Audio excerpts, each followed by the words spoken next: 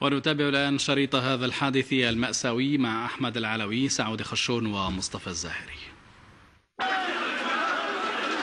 المدينة العتيقة بمكناس بعد زوال اليوم أثناء صلاة الجمعة، ونتيجة للتساقطات المطرية القوية التي عرفتها مدينة مكناس انهارت صومعة مسجد باب البردعين.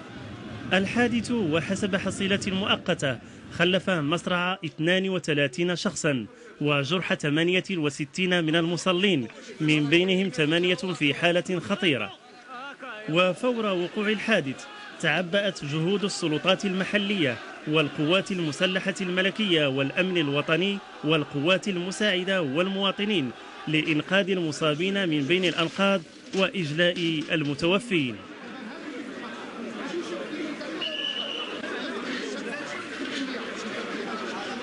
أعزائنا الكل المكناسيين وكل الشعب المغربي، الكارثة هي كارثة طبيعية كما كيوقع، لأن هذه الأمطار اللي جات أمطار الخير جاءت بالسلبيات ديالها.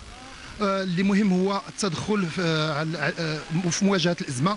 الحمد لله أن السلطات المحلية قامت، الجيش الملكي، الدرك، القوات المساعدة، المجتمع المدني والهلال الأحمر، بحيث كل المركبات التركيبات الاجتماعية ديال مدينة مكناس كلها كاينة حاضرة بقوة.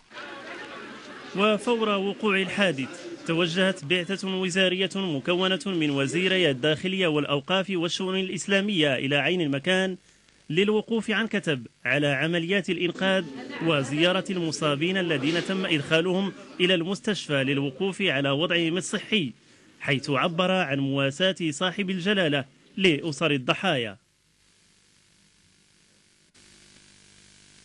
بعد هذا الانهيار ديال الصومعة ديال المسجد في مكناس، استقبلنا عدد كثير ديال الحالات، والحمد لله المستشفى دار المسائل الاستعجاليه الاوليه ديالو، استقبال الحالات في قسم المستعجلات، التشخيص ديالها والتحويل ديالها على حسب اما الاشعه او المصالح الاستشفائيه، خصوصا مصلحه العظام ومصلحه جراحه الدماغ.